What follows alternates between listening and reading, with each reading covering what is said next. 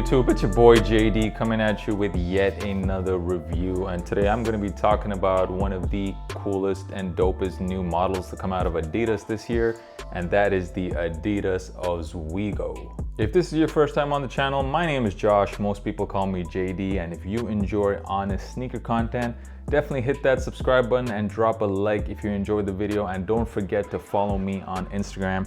The handle is right here. It is at JDKicks6.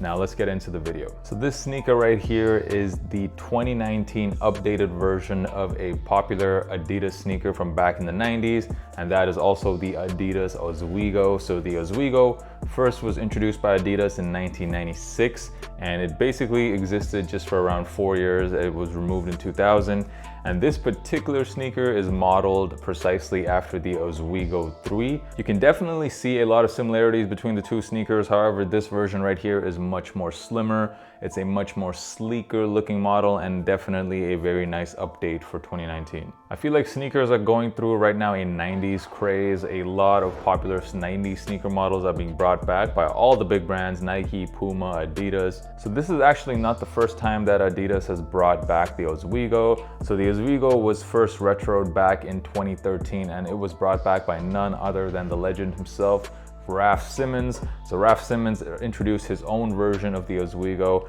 and that sneaker has now been in existence for close to 6 years.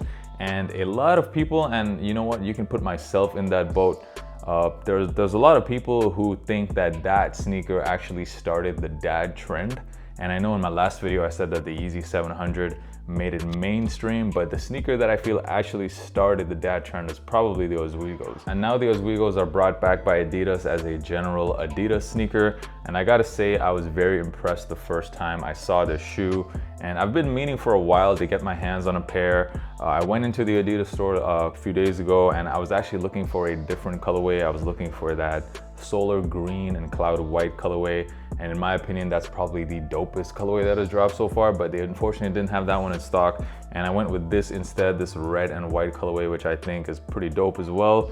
And yeah, I really couldn't wait to try out this shoe for myself. These sneakers retail for $110 US, and here in Europe the retail price is 120 euros. So for $110 you're definitely getting a lot. So in pictures I thought that this was a heavy looking shoe, but in hand this is a super lightweight shoe, surprisingly lightweight. So I was very impressed by that. The upper of this shoe is primarily made out of this mesh material, and also you have hits of suede all over the shoe. So on this particular colorway, on the lateral side you have this navy blue looking suede here, as well as on the back you have more hits of navy blue.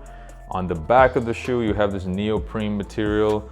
Also on the laces area you have more hits of that suede, as well as some 3M. There's basically 3M lining all over the shoe. An interesting thing about the shoe is that where the laces go, you will notice that there's this kind of piping that goes through the lace loops and all the way to the back of the shoe, and it ends at the back here in what seems to be a pull tab. The shoe is also very comfortable. So the midsole is made out of Adiprene Plus, and Adiprene Plus, it's not a new technology, it's pretty much the same technology that was in the 1998 version of the shoe. However, it is a very responsive and bouncy feeling.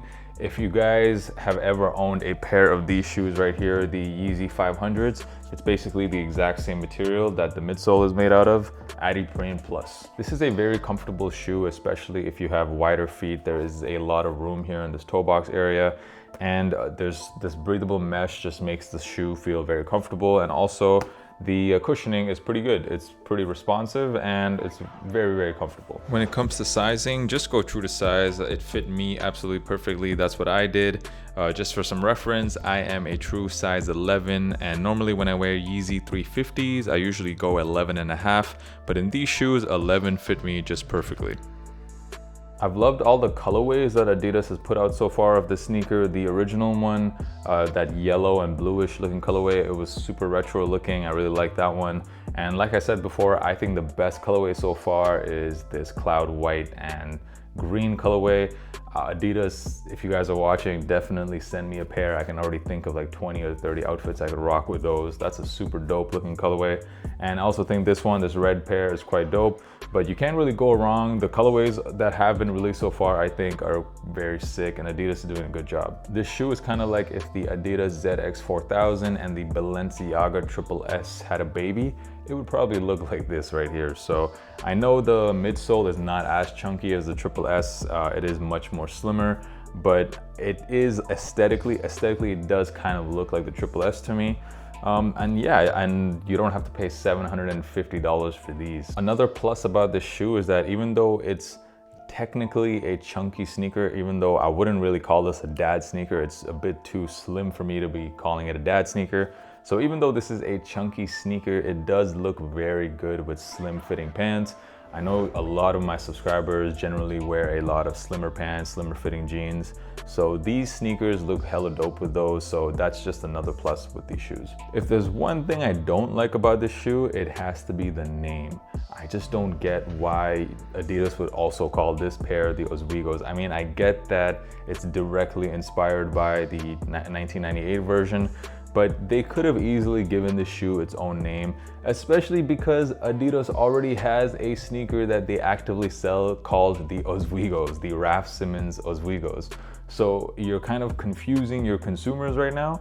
And also, I mean, this shoe it should have been given its chance to create its own legacy, see how it does, instead of calling it something that you guys already call another shoe. So I just don't get the whole naming of the sneaker. Why would you call a shoe the same name as another sneaker that you guys sell? Makes no sense to me. So that's the only thing I don't get about this sneaker. So that's pretty much my review, guys. If you enjoyed the content, don't forget to subscribe and drop a like. Of course, follow me on Instagram. The handle is right here. It is at JDKick6. I do drop a lot of sneaker content on there, so make sure you're following me. And now the on-feed portion of the video, we got that coming up right now. Until next time, guys, peace.